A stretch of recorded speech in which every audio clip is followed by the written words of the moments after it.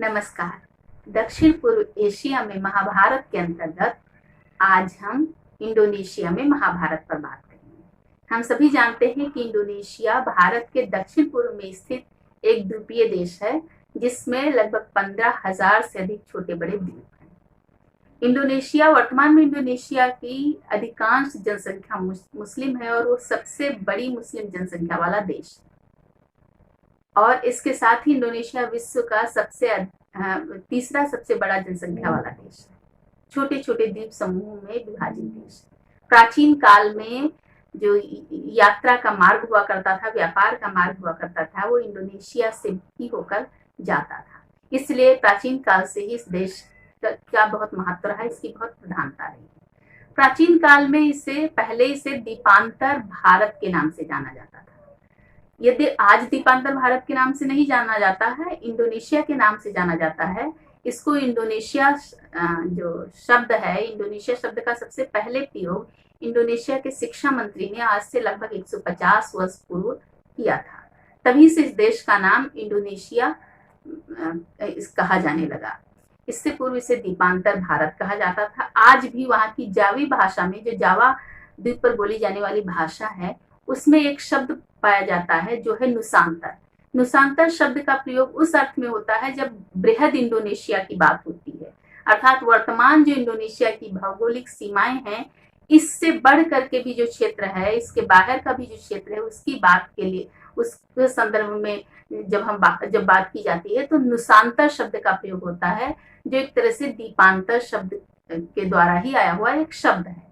तो इसलिए प्राचीन काल में इसको द्वीपांतर भारत के नाम से जाना जाता था। लगभग 100 ईस्वी से यहाँ पर भारतीय राजवंशों ने, भारत से संबंधित राजवंशों ने राज किया है। और यहाँ एक बहुत ही प्रधान राजवंश हुआ है शैलेंद्र राजवंश, जिसके काल में महाभारत का और रामायण का अनुवाद जो है वो इंडोनेशिया की भाषा, जावी भाषा और कावी भाषा में हुआ। तो इसलिए वहाँ जो महाभारत पाया जाता है उसको काकाविन भारत युद्ध कहते हैं। भारत युद्ध अर्थात महाभारत का युद्ध, जिसमें इसलिए, और काकाविन का अर्थ होता है महाकाव्य। तो काकाविन भारत युद्ध जो है वो इंडोनेशिया में प्रचलित महाभारत है, जिसकी अनेक प्रतियां इंडोनेशिया के संग्रहालय में हैं। अनेक संस्करण हैं जिसमें थोड़ा थोड़ा अंतर है, परंतु जो सबसे प्रसिद्ध है वह है शैलेंद्र राजवंश के काल की काकाविन भारत युद्ध। तो और उसकी बहुत प्रसिद्धि है क्योंकि यहाँ का जो बयान थिएटर है, जिसमें पुत्तलिका, छाया पुत्तलिका के माध्यम से मंचन किया जाता है, नर्तन होता है, उसके कहानियों में, उसकी कथाओं में महाभारत और रामायण की कथाएं परिलक्षित होती हैं। इसके साथ ही साथ वहाँ मुखौटा धारण करके जो नृत्य कला है, उसमें भी कथाओं का मंचन किया जाता है, और वह मंचन पूरे विश्व में विख्यात है। मुखौटाधारी नर्तक उसमें रामायण और महाभारत की कथाओं का मंचन करते हैं।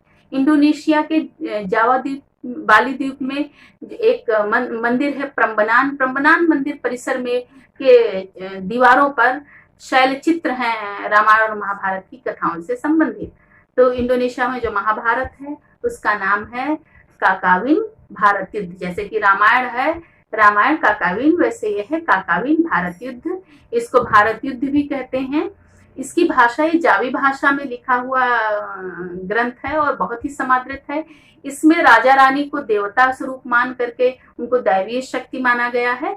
और जो महाभारत काकाविन है, इसकी जो घटनाएं हैं, इसके पात्र हैं, उन सबका स्थानीयकरण किया गया, अर्थात ये इंडोनेशिया में स्थित संस्करण है महाभारत का। इसकी घटनाओं का भी उन्होंने स्थानीयकरण किया है। जैसे कि कुरुक्षेत्र जो है वो इंडोनेशिया के निवासियों के ध्यान में कुरुक्षेत्र भारत का कुरुक्षेत्र नहीं है, अपितु वो मानते हैं कि जावा प्रायद्वीप पर, जावा जो द्वीप है, जावा द्वीप पर एक स्थान है, एक पठार है,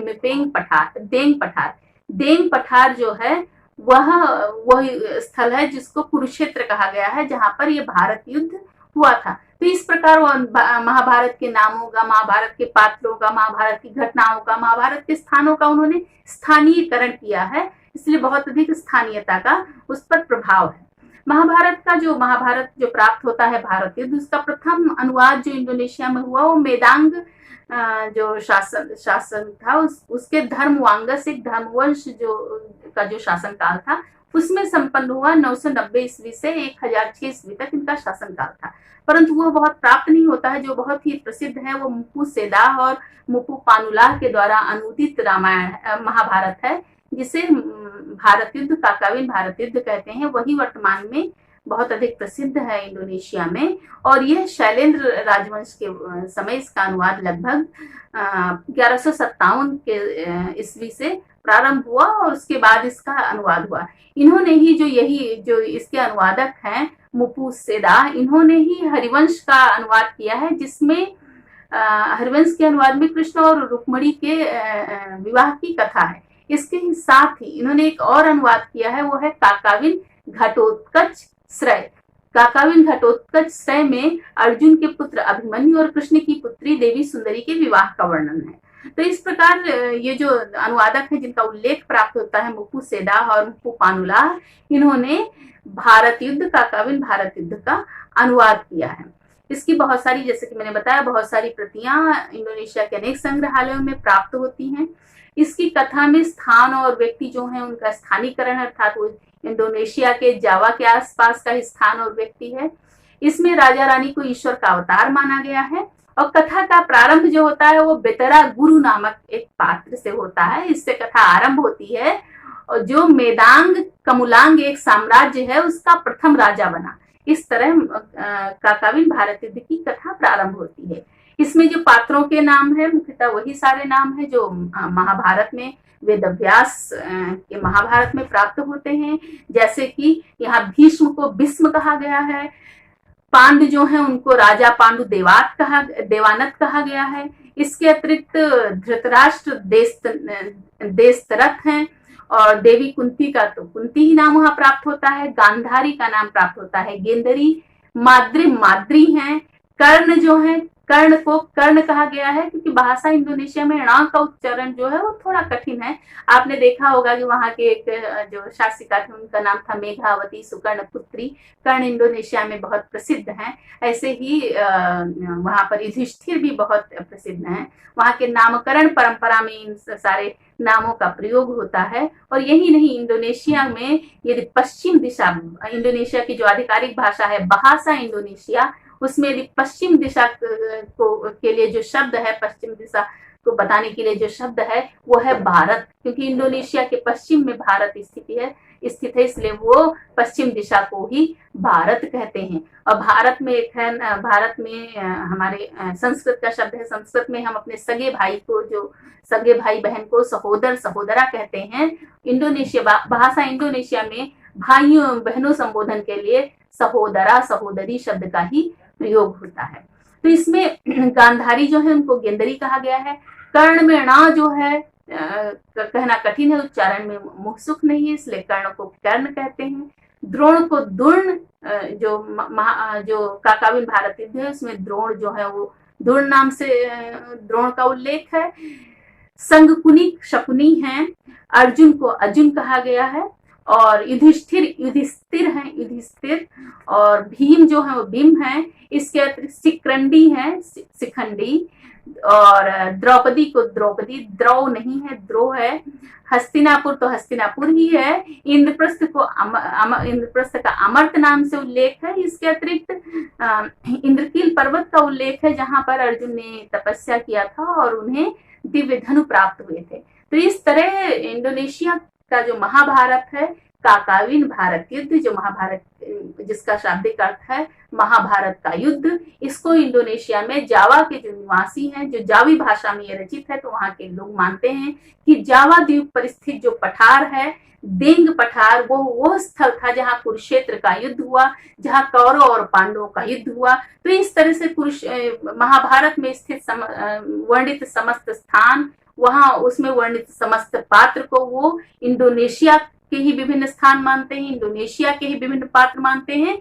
और उनके मध्य महाभारत अर्थात काकाविन भारत युद्ध उतना ही प्रसिद्ध है, उतना ही प्रिय है, उतना ही समादृत है जितना महाभारत प्रसिद्ध और समादृत भारत में है। महाभारत की वहां उतनी ही स्वीकृति है जितनी स्वीकृति भारत में प्राप्त है महाभारत को। और वो महाभारत को उतना ही अपना और आत्मीय मानते हैं, उसकी घटनाओं को अपने ही देश में घटित हुआ मानते हैं।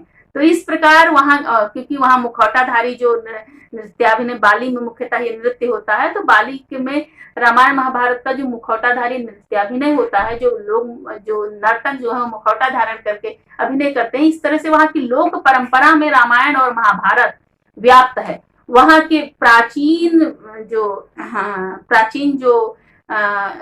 मंदिर इत्यादि है, उसके भग्नावशेषों में भी रामायण महाभारत की प्रधानता आपको दिखेगी। उसके दृश्यों का वहां पर शैल चित्रों में चित्रण किया गया, अर्थात शिला को उत्कीर्ण करके उसके दृश्यों को उत्कीर्ण किया गया है।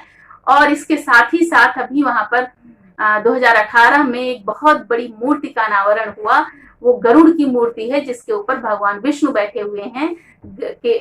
विष्णु गरुड़ केचन करके एक उस मूर्ति को जाना जाता है। वो एक पार्क में स्थित है बाली द्वीप के, और ये विश्व में किसी भी हिंदू देवी देवता की सबसे बड़ी मूर्ति है। विश्व की जो बड़ी मूर्तियां हैं, बड़ी प्रतिमाएं हैं, उसमें इस प्रतिमा की गणना होती है। इस प्रतिमा को बनाने वाले जो कलाकार हैं, उनको भारत सरकार ने पद्मश्री से सम्मानित किया है। तो इस तरह भारत ही नहीं, इंडोनेशिया की अपनी परंपरा में, इंडोनेशिया देश के लोक जीवन में, वहां की लोक परंपरा में, वहां की जनश्रुतियों में, वहां के कथा में, वहां के कहानियों में, वहां के लोगों के जीवन दर्शन में महाभारत और रामायण उसी तरह व्याप्त है जिस तरह हमारे देश में व्याप्त है। ये यहाँ बताने का, इस प्रसंग के उल्लेख का जो यहाँ महत्व है वो यह है कि हम अपने संस्कृति के प्रसार के द्वारा अपने जो पड़ोसी देश हैं, खासकर दक्षिण पूर्व एशिया, जहां भारतीय संस्कृति का इतना अधिक प्रसार है, जहां आज भी उन सारे ग्रंथों के प्रति, उन सारे परंपराओं के प्रति, संस्कृत से निकले हुए शब्दों के प्रति इतनी श्रद्धा है, और जहाँ की भाषा में आज भी वो शब्द परंपरा,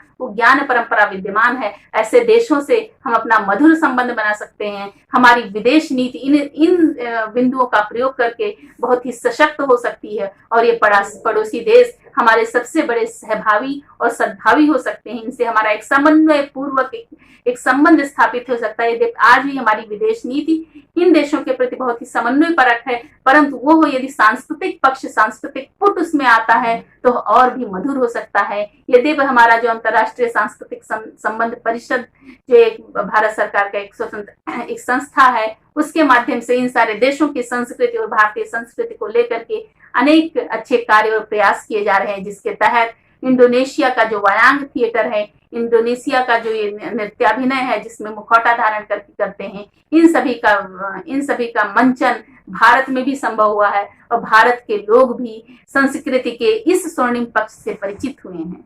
कि हमें अपने पड़ोसी देशों को आज पुनः बहुत ही ध्यान से देखने की आवश्यकता है। वहां की संस्कृति में अपनी संस्कृति को अनुस्यूत हुआ देखने की आवश्यकता है, उसके रग रग से परिचय की आवश्यकता है। इसलिए ऐसे पाठ्यक्रमों और ऐसे विषयों का आज महत्व बढ़ जाता है, जब विश्व ऐसे तनाव से गुजर रहा है, जब ऐसी चिंताजनक स्थिति बनी हुई है जहां एक दूसरे का हर देश और हर व्यक्ति शत्रु दिखाई दे रहा है। ऐसे में संस्कृति मित्रता के लिए बहुत बड़े सेतु का कार्य कर सकती है, और उस सेतु में रामायण महाभारत बहुत बड़ी भूमिका निभा सकते हैं। इसी के साथ मैं अपनी बात को समाप्त करती हूँ। नमस्कार।